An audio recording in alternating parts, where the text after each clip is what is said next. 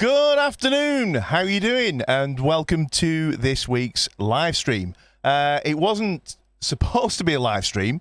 I was going to actually do a video on playing Mustang Sally, which some of you might have seen. But yeah, it's been, gigs are back. I've done my first gigs in 17 months this weekend. And it just took me by surprise. It kind of floored me, actually. Something that I used to do week in, week out. It was just complete routine almost, It was like starting again almost, right? So just before I kind of get into it, have we got anybody in the house yet? Janet Whitley, by the way. Hi, Jan.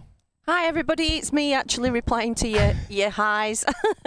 But yeah, we've got CEO Pangea, and we know who that is. How you doing? And we've got Rainier is with us. Hi Rainier. Hi man. From Germany. We've got Doug from Oregon.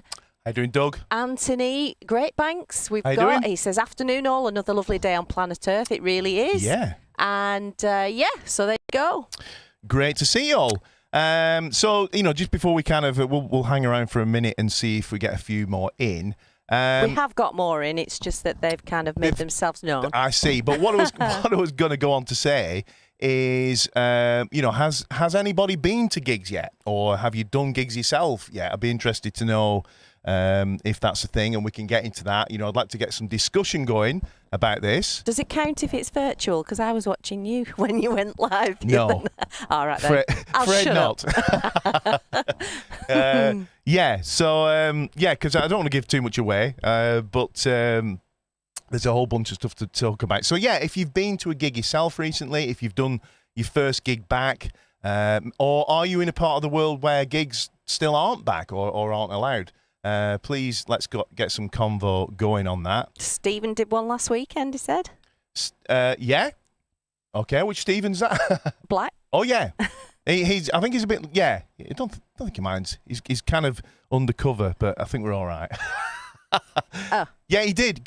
He's done. Sorry, Stephen. It's all right. He's been busier than I have, actually, gig-wise of late. So, yeah.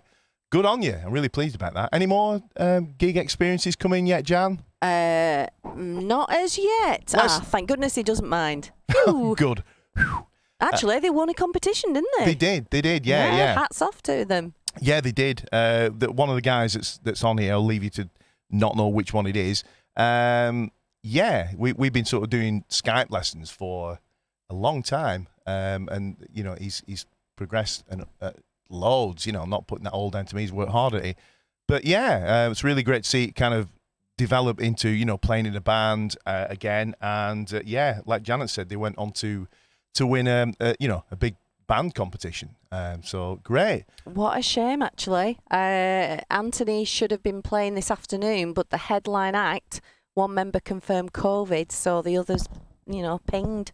Right, yeah. And apparently there's no gigs in Germany yet, Rani is saying. Right, okay. Ryan Fleming says, hey, Scott, I had my first gig in 16 months last night. Wow. I missed it. Well, it says I messed it so much. I reckon you didn't mess it up. I'm sure you mean you missed it. Yeah, that's it. It was amazing. In fact, it is quite funny. I messed it so much, it was amazing. Great.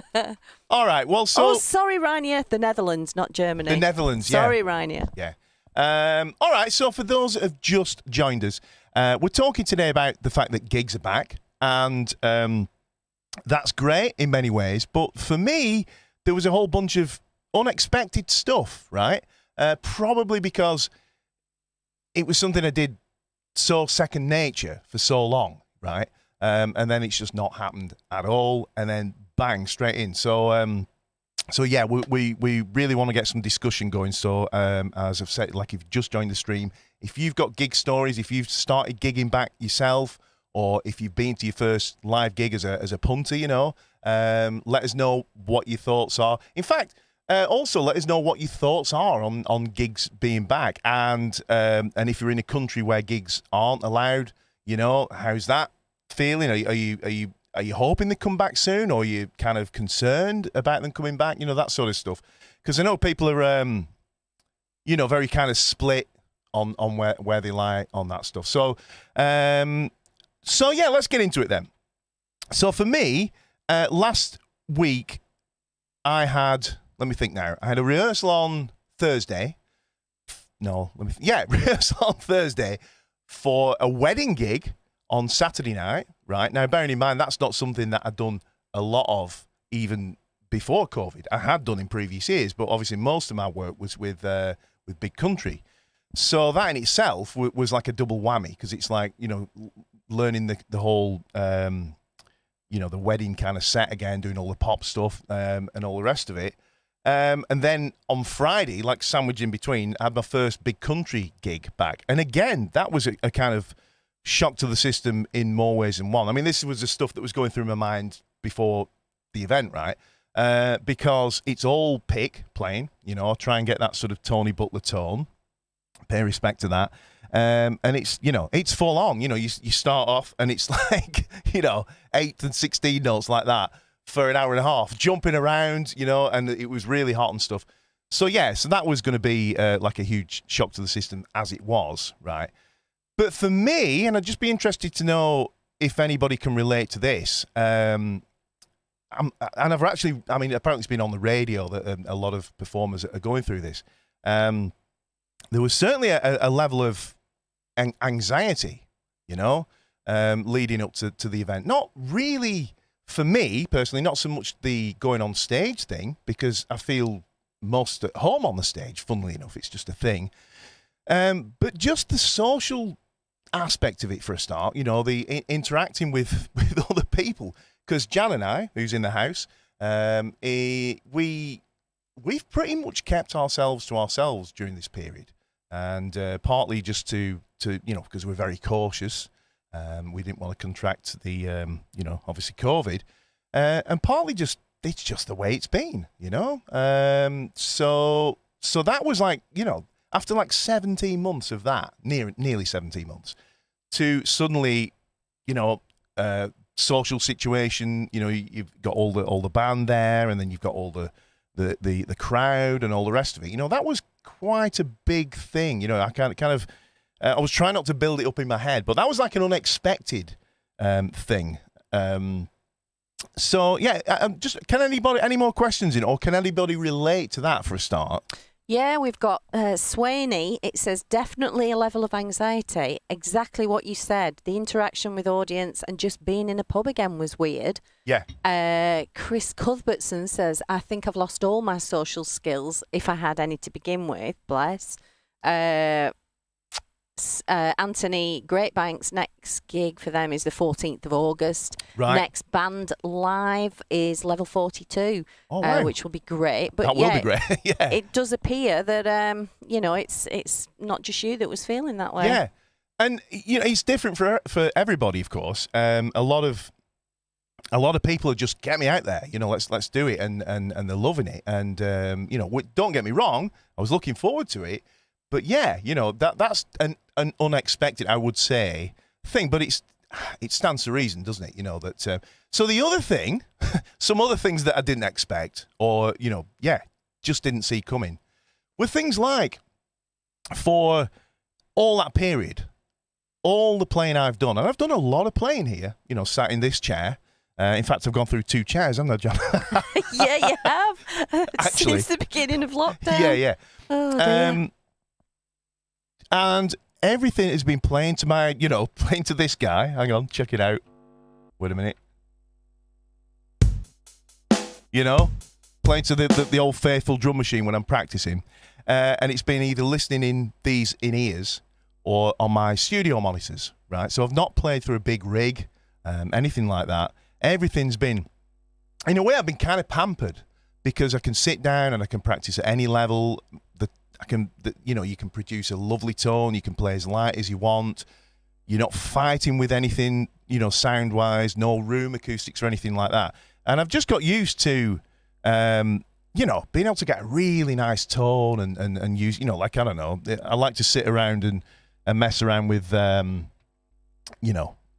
and things, see if it's not even working. That's a good start. I'm going to admit it. I'm going to do it. Right. Come on. I can hear you all laughing. I didn't do that on the gig, by the way. So it's a good job. So yeah, like like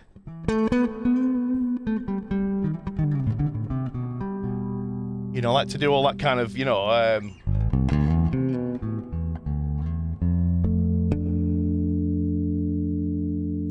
just kind of sit and just create textures and things like that, as well as playing like proper lines and funk. So, you know what I mean? I've almost been spoiled, with that kind of thing.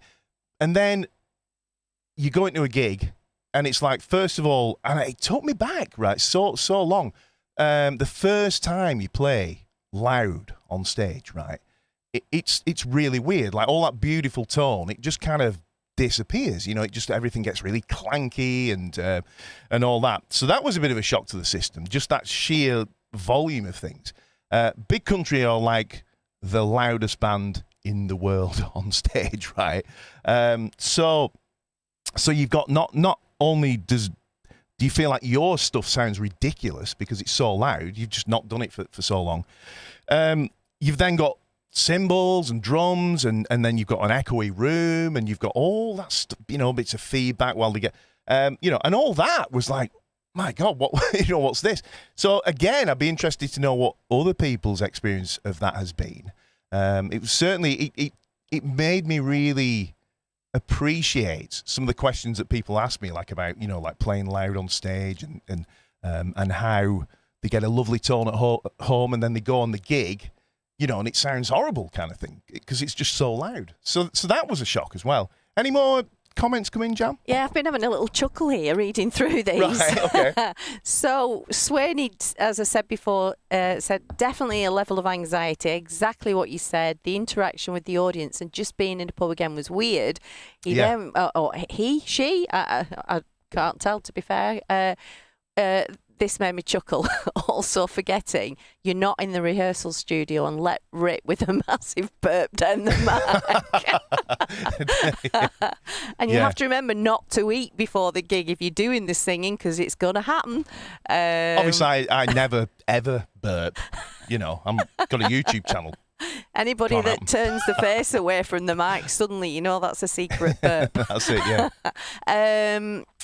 What else have we got? Chris Cuthbertson, he's said, I think I've lost all my social skills, but then he also went on to say, I can't wait to get back into the swing of things. Nope. Ryan Fleming, I was apprehensive before the gig. Yeah. However, that soon changed once I was back in the groove. The social aspect didn't seem to worry me then. Right. Which is good. Yeah. Anthony says, agree with Swaney. I was getting anxious and nervous for this afternoon as we've only had a couple of rehearsals. Right. Obviously, the gig was pulled anyway, unfortunately, he said earlier, but he was obviously having anxiety as well. Yeah. Let's see, Rainier. I may sound a bit negative, but I don't see any gigs for us over here in the near future. Our singer lives in the UK to make things a bit more complicated now. That is. Yeah, it is. Because you have just had some gigs in, where was it, Belgium, Paul? Well, we're not sure yet. Or something. But, it may be. But yeah, it's definitely, obviously, with everything, like there's a Brexit thing and then the COVID thing and all the rest of it. Yeah, I mean, the whole travelling thing is so uncertain and all the rest of it, yeah. I mean, Rani is obviously saying, obviously there's that complication of the singer being in the UK, but I think we weren't sure whether or not they'd actually come off, were we? It was announced that, was it the 19th of July, everything was going to open up? Yeah.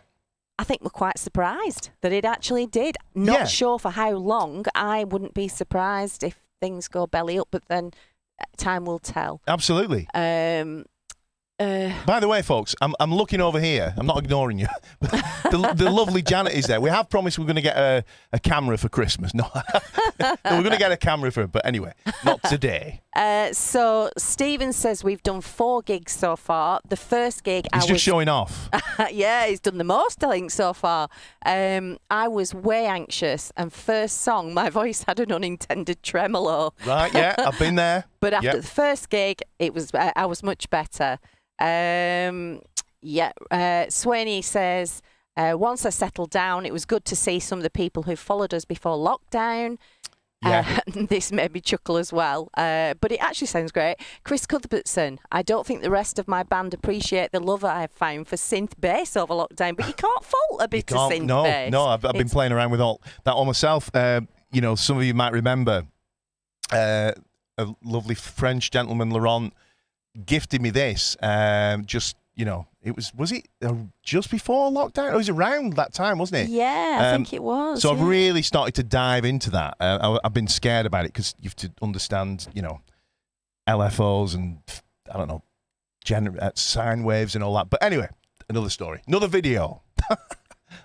Chris Cuthbertson, playing with a drummer again was a wake-up call for my ears. Yeah, just a bit, right? I guess that's the thing, isn't it? When you're listening through the headphones or speakers at home or whatever, you just turn the volume to whatever, but you can't turn, unless it's electronic kit, obviously, but you can't turn the drums down. No, you can't. And that's the thing, right? The I was saying about the volume. It's almost like, it almost feels ridiculous, you know? I don't, you know, it just feels really crazy, you know, to hear that level of like sound pressure going on after not hearing it for so long. I guess like drummers out there, if you've been practicing in rehearsal rooms and stuff, you're kind of used to it. But like I say, I've just had this really tame studio kind of sound, you know, and you get used to that. You do. Anything else, Jan, before I carry on? Yeah, Ray Boyle. Hi, Scott. Sorry I missed you at Tan Hill which was Friday night, your first gig, wasn't it? It was, yeah. If I'd have known, I would have brought up the Princess Tri-Cup. Hope you're both okay. We're good. Thank you. Cat with the Hat Mark. He says, hi, Scott. How you doing? Derek Wainford. Hi, Scott and Jan. Thanks for getting me through painting the new fencing gate. You're welcome. Can't fault it. It's been weird being in shops without a mask, but really enjoyed being able to breathe normally. Time to get our lives back. Well, let's hope that happens. Yes, let's hope so. Swaney, on playing loud, getting back, I had a new pickup and it was great to hear it and full power. Yeah. And we've got Leslie, brothers, Maria and Leslie. Oh, how you doing? Me and Maria are loving this. Brilliant, Scott and Jan. Maria has her first gig in September. Right. She might try and get more gigs over the summer holidays. Oh, you two are brilliant. Much love. Oh, so are you. Much love back. So, yeah, let's carry on then. Other aspects that were kind of unexpected were the other thing is I put a lot of prep into my gear. You know, kind of it's a thing I do. I love like nerding around with instruments, and you probably know like I'm not playing SWBs at the minute because the only one I've got is strung up as a piccolo. But as soon as things pick up again, you know, I'll be full on with it. So I was, where are they now? They've gone. They've gone. Oh dear. So I was using these guys, some you know, bass collection instruments. This one's like a licensed copy one, and so. Have you cleaned the dust off from your picks? Yeah. Where you shredded them. I did. So you know, I fitted new pickups in there because they were like cheap pickups, and I've put a preamp in and all that kind of stuff. And again, you know, the sheer volume. Like I was getting a beautiful tone at home, and then on the gig, just the sheer volume of everything, and it's like all that kind of delicacy kind of disappeared. So that was a shock to the system as well. The other thing, right, this was a massive one, right, is that I got, so the first gig I did was on, right, so let me back up a little bit. I had this anxiety thing going on. Paul Gard, who was the singer on the wedding gig on Saturday, put a rehearsal, as I say, on the Thursday together. So we could just kind of, you know, blow off the cobwebs. And it was a great idea, right? I'm really glad he did because the anxiety kind of evaporated because I was like, am I good enough? You know, these guys are amazing musicians. Can I play anymore? And all this stuff, you know, right? And then like being in a small room with other people and no masks. And so I was all like really kind of freaked out about the whole thing. I went to the rehearsal and it was lovely. I mean, that's the best word I can think of. You know, it was absolutely lovely. You know, these guys, you know, really, really fantastic musicians. And yeah, and so it was a good thing because that anxiety would have been on the gig day and it kind of got it out of the way earlier. So that was really good. One of the things, by the way, on that, which just, this was a real positive about playing with other musicians and stuff again, was that, I'd play something and then the guitar player kind of pick up on it and do something. Or, the drummer would play a certain thing and, that kind of improvisational, conversational thing. Not had that at all, obviously, because it's just been me sat here on my own. So that was amazing. That was wonderful. Did the gig on Friday at the Tan Hill Inn with Big Country. So here's the bit that I wasn't expecting, is just how tired I am right now, okay? So the first thing is I drive a lot to gigs, so there was it's not a massive drive, 2-hour drive maybe to the Tan Hill Inn, and then you get there like 4 o'clock, load in, sound check, a lot of sitting around and all the rest of it, do the gig. And I'd said I was going to drive, sorry, I'm really dry my eyes for some reason. I said I was going to drive home. It's probably because I've had no sleep. What do you think, Jan? Probably, yeah. Stopping up, naughty boy. So here's the thing, right? I'd said weeks ago that I'll not stop at that gig. I'll drive home because with it being so near to everything opening up, I just thought it's going to be like mental. Let's just see, how things get on before I kind of like socialise like that, right? So I'd already made the decision, so I had to drive home. So I got back probably like 2:30 in the morning. I'd been up since probably 6 that morning, right? And again, you forget, right? Got home. My son had crashed out on the settee, so I couldn't chill in there, right? Jan was in bed.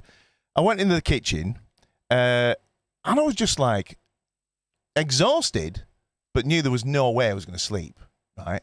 So, so I poured a glass of wine, which I haven't been doing actually. So that was the first thing. I thought, I'm going to be on my guard for this, glass of wine, whatever. Anyway, by the time I actually fell asleep, it was 6:30 in the morning. And it was just, there was no way I was going to sleep. I was just on this, I put so much into a performance. I guess it's the intensity or something. I don't know. So I was like so tired. And then I had this other gig, obviously on the Saturday last night. I still had to kind of learn some songs, so I had to get up early, and then it was like repeat. So last night I got back earlier. I think it was about 12:30, midnight. No, maybe 1 a.m. And the same thing. It was probably like 4 o'clock or something by the time I actually got sleepy, and then so. That I didn't expect. That is the thing that's just completely floored me. All the driving and the lack of sleep, because you just can't sleep because you're kind of on this buzz. So I'm wondering if anybody who's done any gigs yet has can relate to that at all. Any more things come in, Jam? Yeah, again, it looks like you're not alone on that.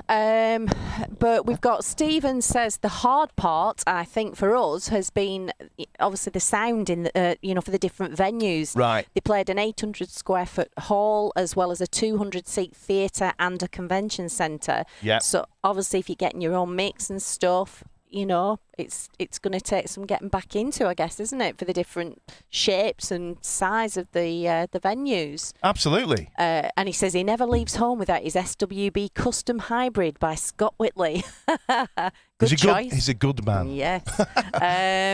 He's a good man. Ryan Fleming, I agree, Scott. The volume did take over to begin with. Being used to, this is going back, obviously, you were talking about you had the luxury of being in here. Mm-hmm. So he said, the volume did take over to begin with, being used to the clarity at home, so we had to tweak things as we went.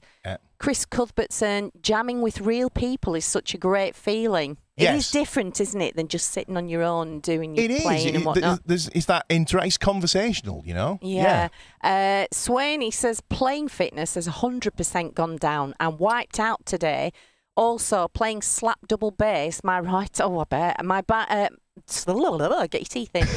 Also playing... Spit it out, Jan. Come on. Slap double bass, my right arm felt like it was going to fall off last night. Right. Whew. Yeah, I can imagine. I mean, I've not had blisters in years, and I use like light gauge strings, but even I like... see that? Probably not. Yeah, blister. So, intense. He or she, please let me know. I'm assuming it's a he, but if you let me know, then I'm not embarrassing myself. My channel's like 98.6%. Oh yes, males. Yeah, but this might be the one or two females. Could be. There are some in today, so you know. Yes. So Swaney says, on top of that, with the double bass, he says I crashed on the sofa and woke up at 6 this morning. Right. Also, blister on the fingers this morning too. Right, yeah. Chris Lewis, Groove Studios. Hey, how you doing, Chris? I was going to ring you. I will do as well. Yeah, sorry, carry on. Oh, Swaney's male, thank goodness. There you go. I'll try and remember that one, Swaney. Derek Wainford, post-gig chilling was always hard for me. Every time it took me at least 2 hours to come back down enough to sleep. Yeah. Ryan Fleming, yes, I'm tired. Home at 1:30 a.m, back up at 6:30 a.m. for work. What? Yeah. Chris Cuthbertson, speaking of fitness, I'm so glad I've downsized my rig. Well, I haven't, but there you go. That's another story. Lee Waterton's with us. How you doing, Lee? I'm late again. I'm going to reply to you, Lee, by the way. Yes. I've just been mental. I'll go and sit on the naughty step, he says. Chris says, speak soon. Right, yeah. Oh, yeah, nice one. So, yeah, it's... that tiredness thing. I mean, it was just, I don't know. I don't like it. And don't get me wrong, part of, a big part of touring, unfortunately, is that constant feeling of being tired, like you've done an all-nighter, Now, another thing, I don't want to, I don't talk about this too much on this channel because it's not the place, but it's just something that a new thing for me, right? Because I did put in the title what I didn't expect. I got diagnosed last year. A lot of you know with ADHD, which is, if you didn't know, it's wonderful news in that I've now got medication that helps and stuff like that. So I'm still me, but the medication wears off at a certain point, and what that means is it's a stimulant med, and it means that you feel a little bit, shall we say, tired all of a sudden. So I was careful to, take the meds a little bit later and stuff. It's not a disaster. I don't suddenly turn into someone else. But on the wedding gig last night, I suddenly became aware, I think it was about halfway through the second set, because I think we played up to around midnight, I think, right? Which is quite a lot later than the other gig. Yeah, and I was suddenly like, man, I feel like pretty tired, right? On top of having no sleep and on top of that. So that's another little unexpected thing that I'm going to have to kind of deal with, and that's obviously an issue that's particular to me. But again, a new thing, right? Like getting back to gigging, totally unexpected. Another thing, and this is something that most people will relate to, I think, is talking to the other musicians last night, because some of them have done a few gigs already, like wedding gigs and things like that, is that some of the gigs, the audience are really, what's the word, they're really reticent about, kind of dancing and getting into it. They're really kind of reserved, I think. All that conditioning, if you like, for 16, 17 months isn't just going to go away like that, right? And I think both the gigs that we did were a little bit like that. They were great. The Tanhill was fantastic, but it was just a little bit reserved from an audience point of view. I think everyone was kind of just not as wild as you expect at a big country gig. And the same at the wedding, it was a wedding, but apparently some gigs have been, so it's not like a blanket thing. I wonder what your thoughts on that are. So, yeah, drop me comments. Any more comments come in, Jan? Well, I was just going to actually ask, because I don't think I've had a chance to ask you. How did you feel without, because we wear masks whenever we go shopping or we're going anywhere public. We always have done. Yeah. How did you feel not having your mask on and seeing all those people without masks on all around you? It was weird. Now, we're not going to get into that debate, the mask debate, obviously. No, but how did you? Right, well, I was going to say, our take, and this is just, I'm just saying it, the reason we wear masks, is, I don't know, it's just a comfort thing, it's like, well, maybe it works, maybe it doesn't, but you know what, if it helps a bit, then I'll do it, right? So that's just our take. We've been very, very careful, Jan and I, throughout this whole period. So that was the other thing, right? It was like, what do I do when we go to this rehearsal? First of all, do I wear my mask? Is everybody going to laugh? Because like, why are you wearing a mask? Because you don't need to. Am I going to keep 2 meters distance? Am I going to go in for the hug and, the handshake or all that stuff, right? And I'm sure most people have been the same. So, turned up at the rehearsal and it was like, how are you doing? Elbows and all that kind of thing. And I think you just kind of realize you sat in this room, you kind of like, not completely on top of each other, but you're breathing the same air and you're like, do you know what? If we're doing this, then we're doing it, aren't we? And then, it was like hugs when we were going and all the rest of it. And so then the gig, Jan, was much the same. It was like, am I going to wear my mask in the van? Because I'm sat with Mark in the back and and Simon, or are they going to be like, what are you doing that for? All that again, and it's the same thing. What I will say is, for me personally, right, if I wasn't a musician, I don't think big events like that would be something I'd do. I don't think I'd go to a gig. Now, I kind of shouldn't say that because, but it's my job and I'm thrust into it. And I would say, Jan, that if you're in that room, you're there. Like, I don't think you can't realistically wear the masks for a start, right? No. Because, I tried it when things were more in the thick of it. We did a live stream gig with Big Country, and I did wear a mask, and I sang through the mask, right? Which was all right. It didn't. It just acted like a pop shield, right? It's just when I went to breathe in, it was like it nearly swallowed the thing. Yeah, but I thought, now that it's not like a legal requirement, I can't. I'll just be letting the band down. It just won't look right, So, isn't it strange how it seemed so strange to wear a mask when we first started wearing them, and now it seems strange to not wear a mask. I never thought I'd ever say that. But, no. So, have got any more comments coming about the lovely Lee Waterton? He's done a super chat for £6. He said, "Here's £6 to replace the plectrums you broke." Bless. Remind me to talk about that. Thanks a million. You actually really did shred, didn't you? The plectrums. I did. There's a bit. Somebody thought the picture I put up was skin dust, but it's not. It's plectrum dust, right? I'll get back to that. Okay. We've got Anthony says. Definitely not live fit. Definitely not live fit. Just after a couple of hours rehearsing, my back was killing. It does. I don't think people realise just how tiring it is doing a live gig. No. Let's have a look. Liam Lavelle is with us. I feel sorry for the singers. 8 months of crooning in their home studios, wearing bins, eardrum carnage. Yeah. Stephen Black takes second dose with orange juice. The acidity increases bioavailability. You may get another hour out of the medication. There you go. I like that. Actually, make a note of that. I like that. Yeah. So there you go. Yeah.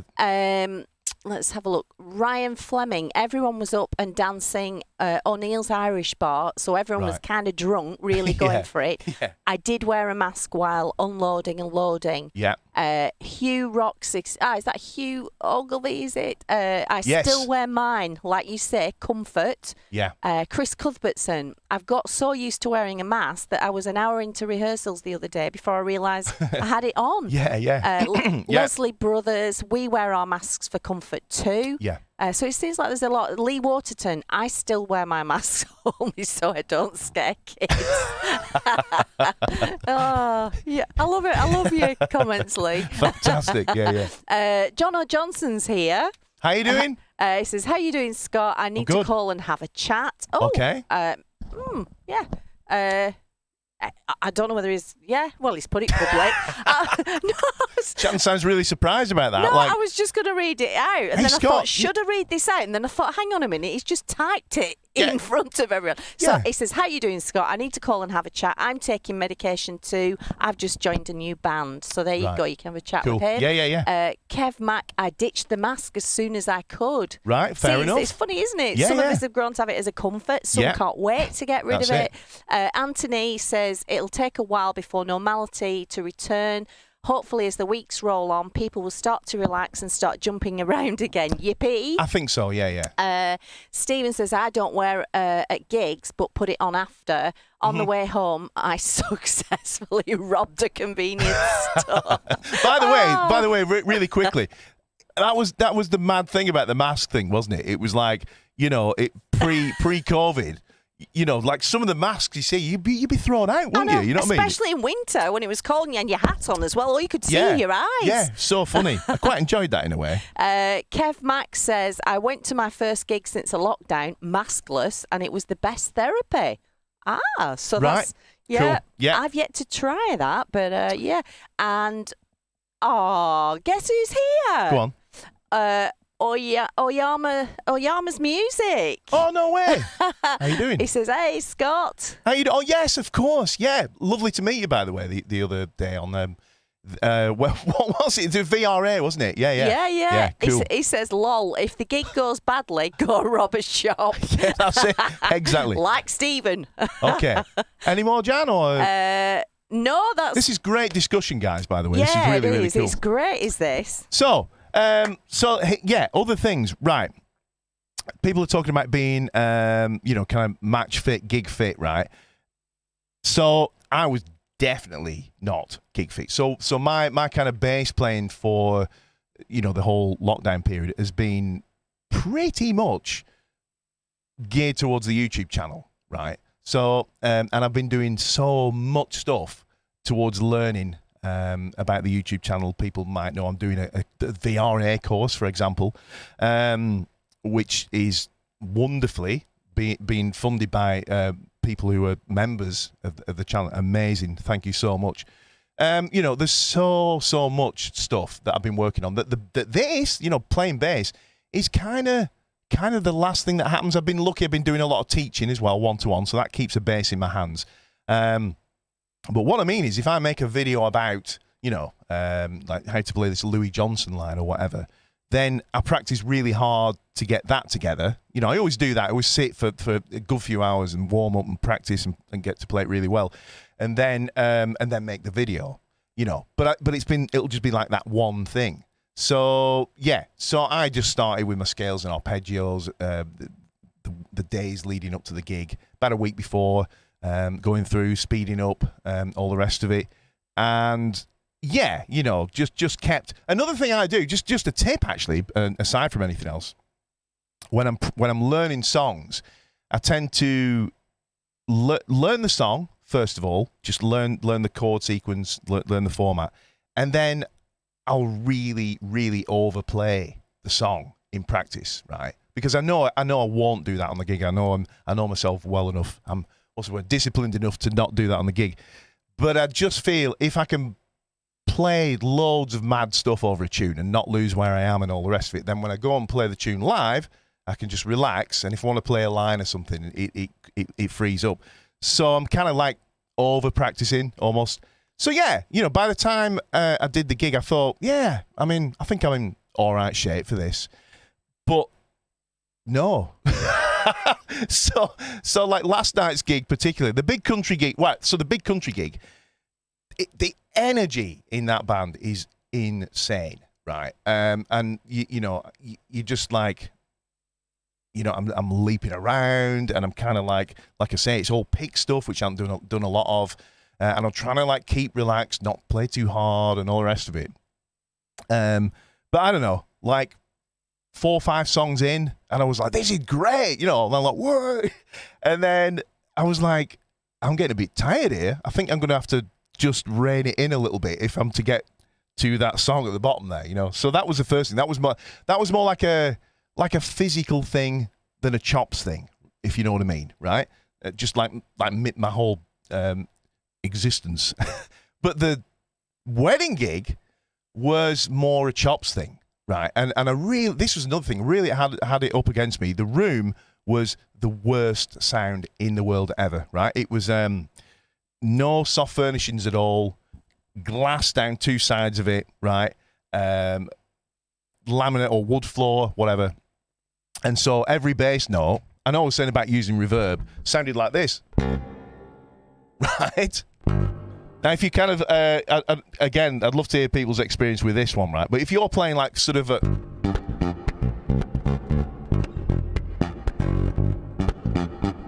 If you're playing kind of funky staccato stuff, and there's all that reverb going on, like each bass note lasts like 3 seconds, through a big rig, through a PA, it just sounds like you've gone mad. You just get this like... right. I couldn't hear. What did it make the sound again? It's something like this. And I guess it wasn't just you either. I guess that each of them, keys, everything sounded like that. Yeah, but bass is the instrument that really, really suffers. I bet everybody that plays bass and gigs can relate to that. Bass just cannot handle that reverb thing. You know, it's just a nightmare, right? And so I couldn't hear any percussion from the instrument. You know, like the kind of, you know, front end. That's why I use a big rig, by the way, because I like it at ear height, so that when I play a note, it's like a snare drum. It's like, bang, there it is, right? But it wasn't. It was more like, you know, it was like, the hell? And it's really disconcerting. When you're gigging week in, week out, and you're really on your game, you can kind of work through it, because it's like, well, you know, I can feel my fingers. You know, you can go off that, just feeling the percussion of your fingers and just trusting that it's all right. But being so out of shape, I was trying not to overplay, because you play too hard because I can't hear it. You know, turning it up didn't work. Just got more reverby, right? So yeah, that was and I'm not going to lie, I had a bad gig. Right, you know, you have good gigs, you have bad gigs. You have those gigs where you're on stage and you can't put a foot wrong. You know, it rarely happens for me. But you know, I look down at the hands and I'm going, "What am I playing this?" You know, it's brilliant when that happens and you feel great. Last night was just not that gig. There was the gig where it was like, yeah, I think I'll just put my bass down here and go home. Right, it wasn't a great gig. It was a bad gig. And, you know, it was really disappointing, because it wasn't, what I mean is, it wasn't like anyone else. The musos were great. We all suffered with this sound, by the way. It was just that, yeah, it just wasn't the joyful experience I was hoping it was going to be. And, you know, so I was pretty down in the dumps about that, you know, and I've already mentioned about the meds wearing off and all the rest of it. The funny thing is, I came in here this morning, right, talking about the match fit thing, the gig fit, plugged in, started playing, and although it felt rubbish last night, right, my playing this morning was the best it's been in months. So do you know what I mean? That intensity of pushing through it and having to work with it and having to do all that stuff. When I picked the bass up this morning, my playing was like way better than it's been. So yeah, any more thoughts? Be interested to know if anyone's had that experience, by the way. Yeah, Cam Voodoo says, I hate a bad room. My slap turns to crap. Swaney was getting a weird reverb in one area of the pub last night. Right. So obviously just like bouncy job. Chris Cuthbertson. Bouncy job. That's what do you call it? The Hungarian phrase book, isn't it? Off Monty Python. Bouncy. Anyway, well, I digress. I'm talking bouncing off the walls, the sound. Chris Cuthbertson. Oh, you were, actually. Lack of definition is a nightmare. He started wearing in-ear monitors with just the bass in them, so he can actually. Now you've like we used to do it a lot, didn't we? With in-ear monitors, and it's great because you can just get whatever you want at whatever volume. Take away the stuff you don't want. You can hear things a lot clearer. Yeah, absolutely. Obviously, you don't wear that with those with Big Country, do you? No. Cam Voodoo says, I go for the Jacko backpick thing more in bad rooms. Yeah. Lee Waterton, Scott, don't knock yourself. We've all been a victim of reverb. It's just more of you lasting, isn't there? You know, it's like the more bass. Yeah. That it for now, Jan? Yeah. I was just going to say the reverb sounds great with bass when you're doing like a nice ballad solo thing. Exactly. Really yeah, nice, yeah, but that's not it. in the band. Just a little aside on that one, actually. This is I was talking to a guy called Rue Walker last night. He's an astounding musician. He actually plays guitar on some of my tracks. An amazing guy. It was so lovely to chat to him. And And we were talking about this, like, obviously, I've been very fortunate to do a lot of, like higher profile gigs over the last sort of, 8 or 9 years. And it's been amazing and still is amazing. But there's something about playing in a small pub, and these kind of exist all over the country in the UK, right? Where there's this set of people in the UK that love players. They love musicians. They love to go and watch great players, right? And there are these lovely little pub venues up and down the country where you don't have to play, Mustang Sally or this or that. You just play, and people are there to enjoy fireworks, exciting, playing going on. So that's something that I really think I should get a little band together. The Scott Whitley Quartet was that. It was about doing those kind of little venues and just enjoying playing, right? Just having fun. What I mean is when you go and do if you go and do a wedding gig, you've got to do all the hits that people know so they can dance to it. If you go and do a big country gig, well, guess what? You've got to do big country songs, and that's great, obviously. But it is what it is. It's the same set. It changes.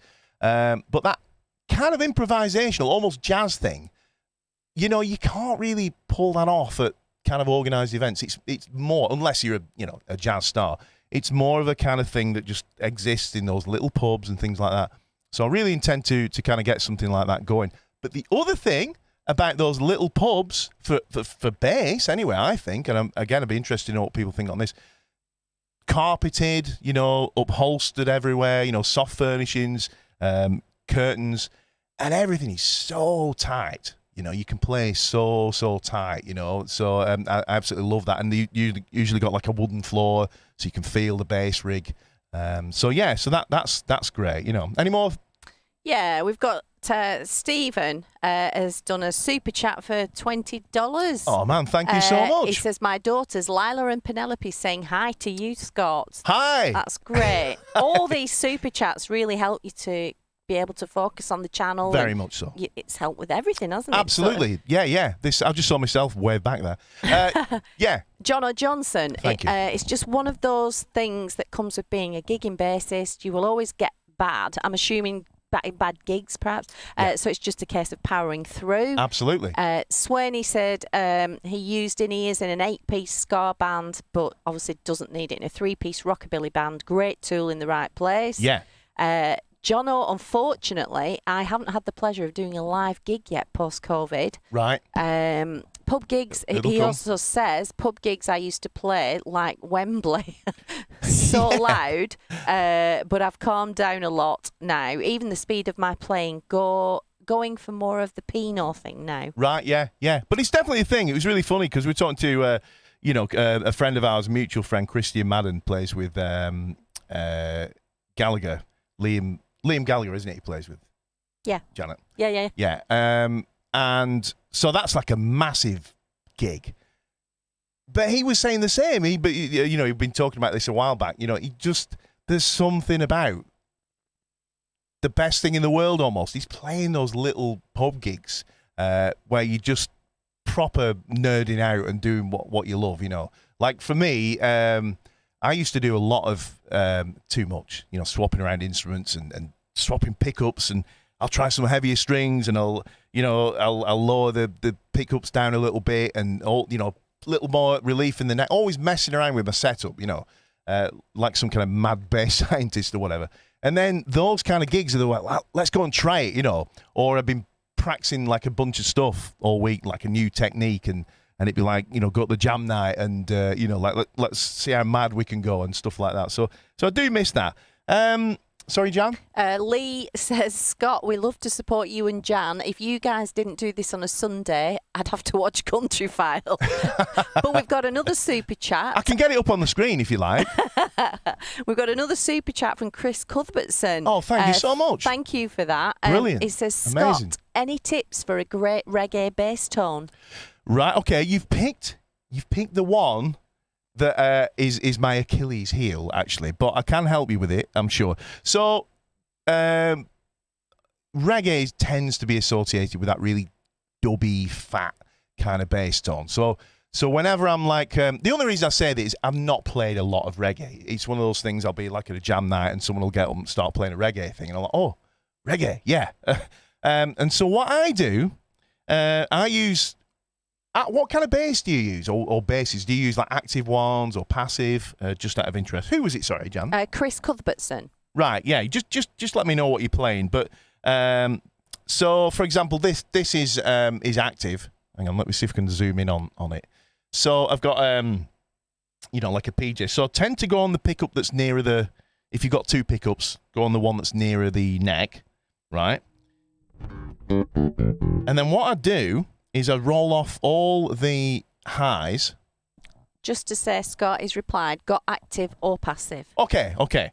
So if you've got an active, because the cool thing is, if you're only playing like one number in a set that's reggae, so then I'd want the flexibility, right? So that's where the active comes in nicely. So yeah, so what I'd do is I would roll off all the highs onto the neck pickup, boost the lows probably more than I ever would. I might even go all the way and then turn it down a bit. And let's see what we got.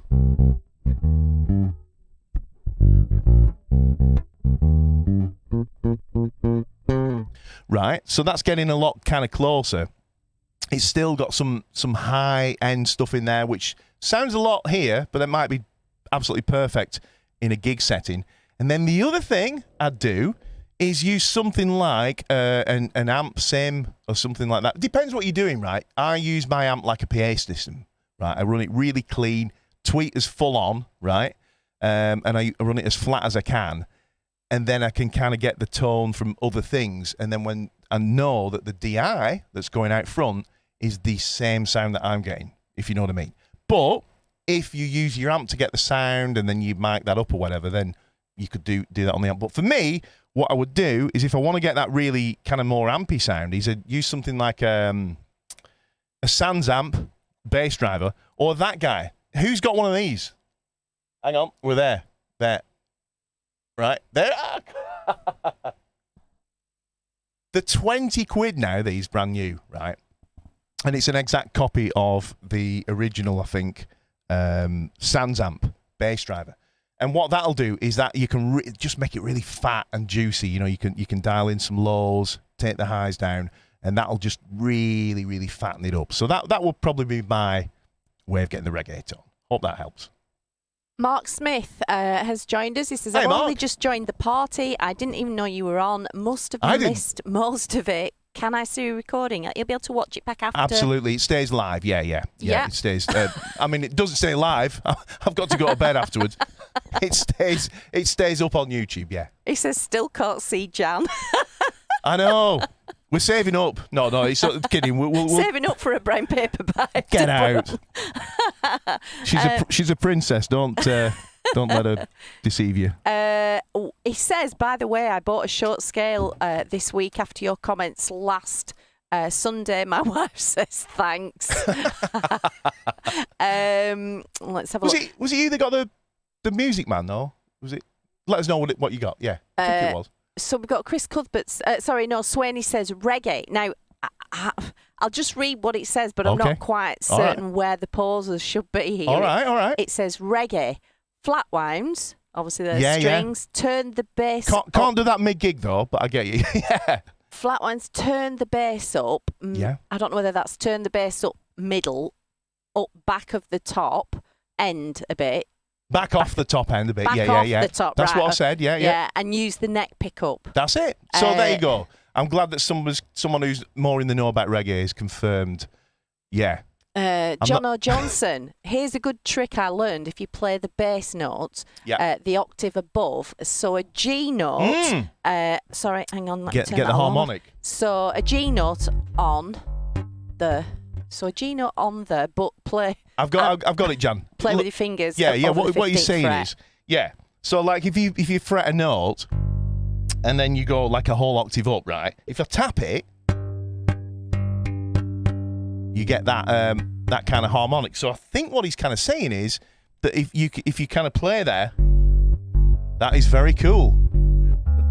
Is that the sub-sound This is he's what I love talking about this channel, right? Yeah, check it out. That's freaking amazing.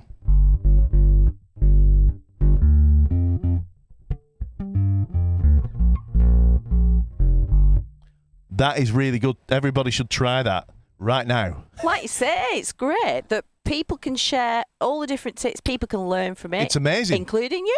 Absolutely. I'll have to invite you on the show to come and demonstrate that again. Yeah.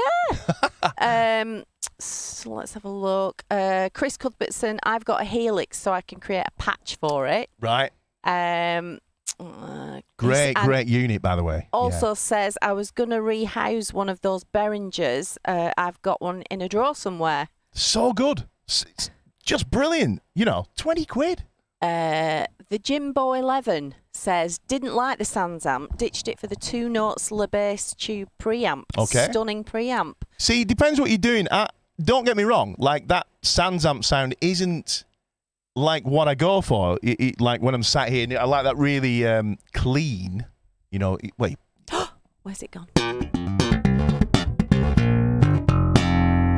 Very clean. Have you lost something, Jan? Yeah. She's lost the chat. It'll come back. Closed it. So I like that really de-eyed sound, but just if the need's there, like if you do that with a pick, for example, and like I say, I'm running my my amp with the tweeters on full, it sounds very, it needs a bit of that. In fact, I've got a simulated one here. Check it out. If anybody's interested in the difference the sound makes. One sec. Right, so turn that up. Bear with me, folks. Right. So here's like a complete de-eyed sound. I've got the EQ flat on the bass, right?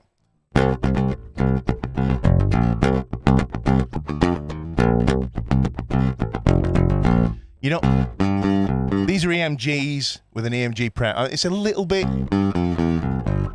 sterile sounding. Works great for fingers and slap, but things like pick stuff,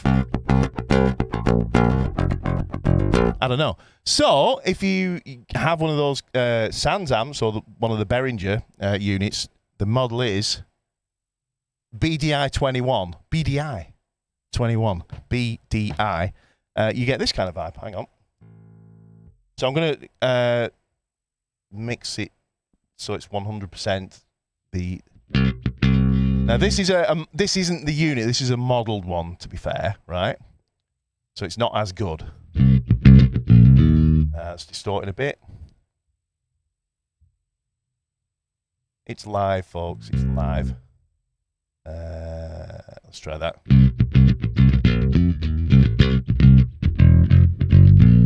Still driving a little bit. Let me pull the bass down a little bit. Presence up.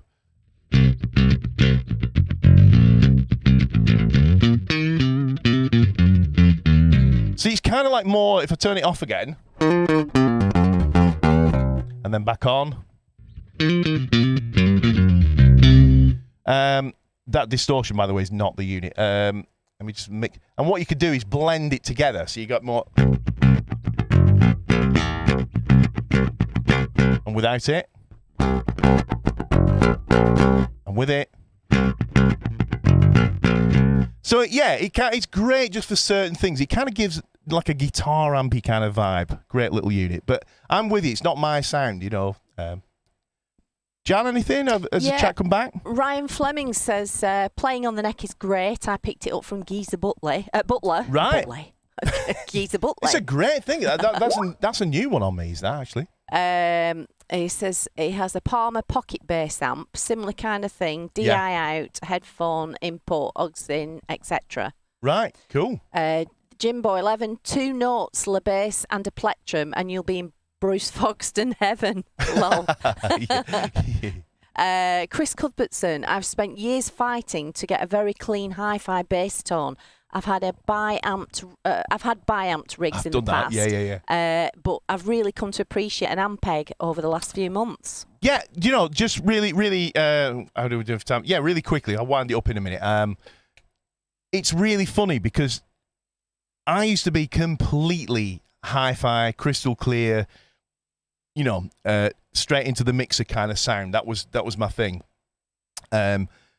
But yeah, as time goes on, I'm kind of leaning just a little more to that kind of amped sound, using a Sans amp or an SVT or something like that. I'm really there's a great SVT model I've got here, for example, right? Let's see. Turn that down. So this is like a model, the SVT.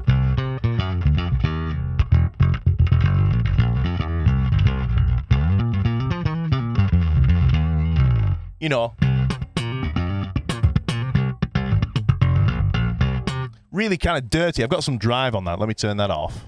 No, I haven't. It's just me being dirty. But yeah, it's a great sound, and I'm kind of getting more into that, and I'm certainly blending some of that into my sound a lot more. So yeah. Lee Waterton, eating pasta, can't talk. Also, Molly says hi. Hi, Molly. Yeah. Ryan Fleming, super chat. Great Thank again. you. Thank you so much. Fantastic. He says, thanks for an awesome interactive chat.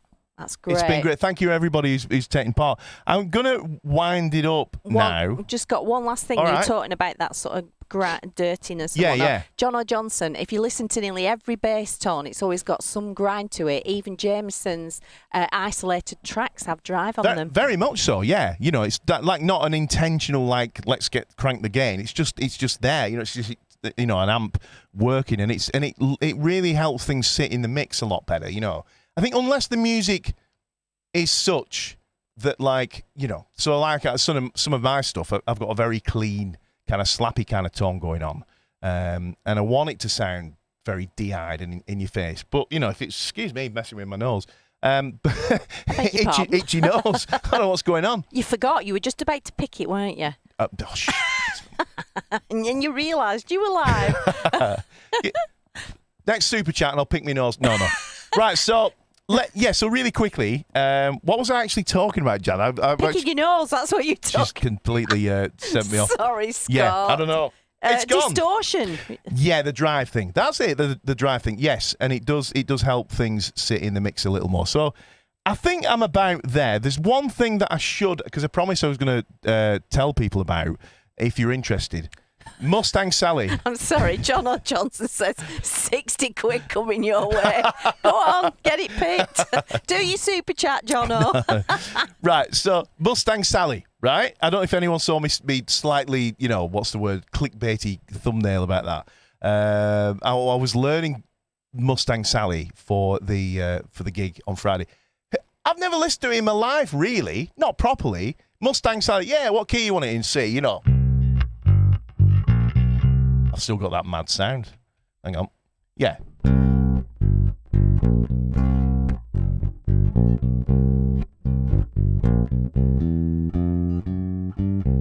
Probably play something like that, do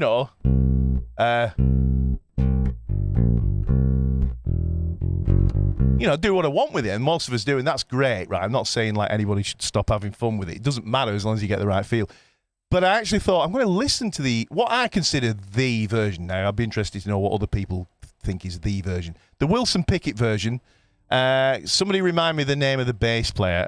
I've forgotten. I'm not going to type away and find it. But on that version, the bass part, right, on the 1, 2, 3, 4, bang, right, it plays a major 7. It plays a semitone below the root. So if it's in B, which I think it is, the original, right, it's like this. It's 1, 2, 3, 4. So it plays that note, 1, 2, 3, 4, when it's in that key, right? Let me get a rhythm going. Hang on. I bet everyone's going to leave now. It was really interesting up to this point. Right. So, hang on,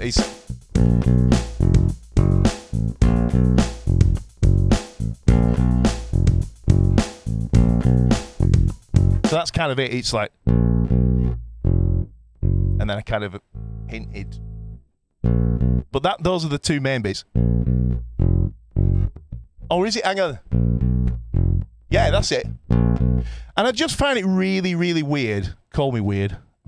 That on the 1, 2, 3, 4, it's playing that. You know, who knew? And it works really well. So check it out. Get some headphones on and listen. And I googled it.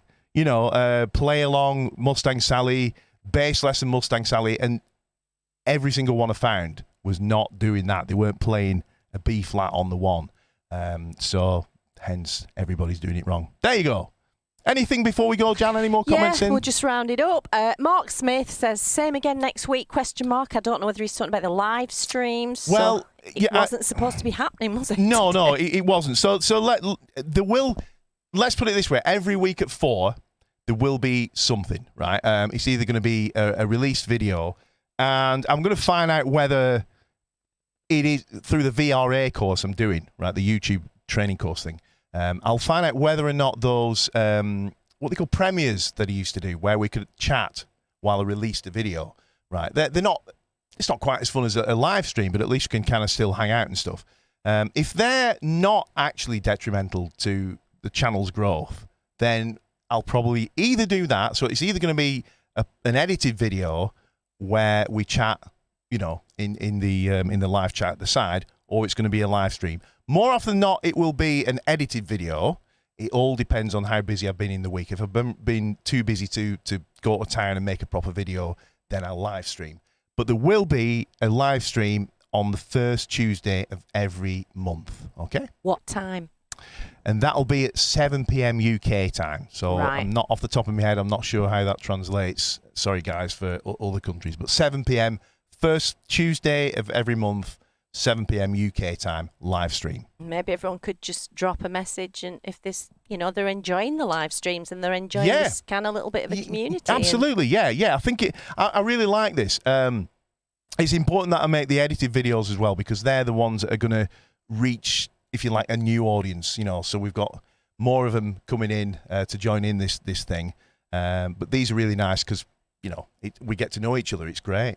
You know, obviously I know a lot of you already, but it's lovely because we see the same names popping up, and Jan has got to know them as well. It's great. Yeah. Just the last few comments. Let's have a look. Chris Cuthbertson says, good drive equals warmth. Modern prog metal drive equals nasty. Wow. Lee Waterton. I'll leave you to battle that out, guys, you know. Yeah, you might want to stay level on that one. Not Lee Waterton, an itchy nose is better than an achy breaky heart, unless you're Billy Ray Cyrus. Yeah, not a snotty botty nose, though, you know. Oh, dear. We don't want to know. I don't know what that is. Yeah. Stephen Black was saying we play it, I think we have it. Then he says, yeah, I don't hear that B flat. I think it's right if you're in C, but who knows. Mark Smith, it's basically a major 7 on the 1. It's there. It's really mad. But anyway, yeah. Mark Smith. Nobody plays it, by the way. Sorry. Third time lucky. Off you go. Are you sure? Yeah. Okay.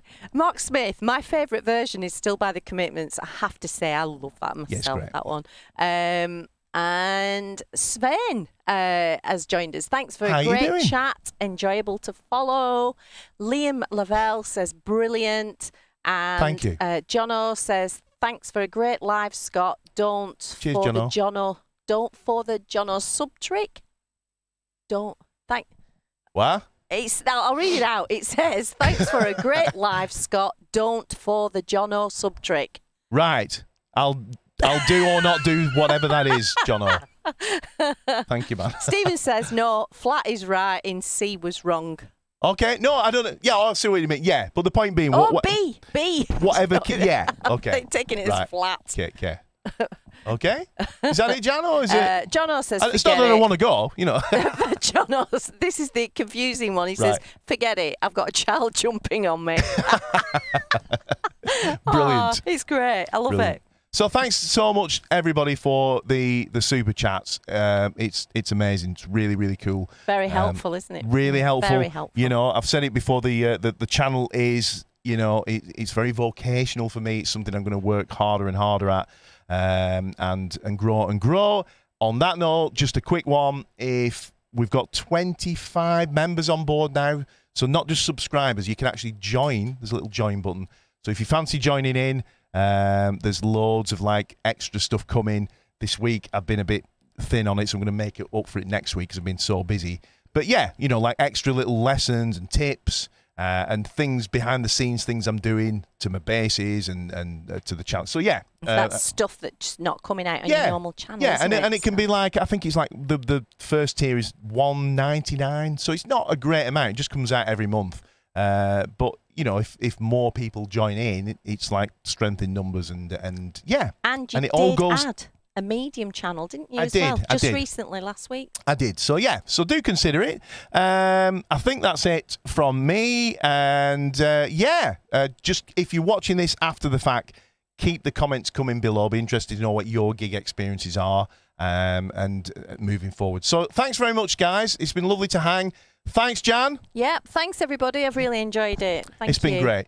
See you in the next video. Bye. Bye.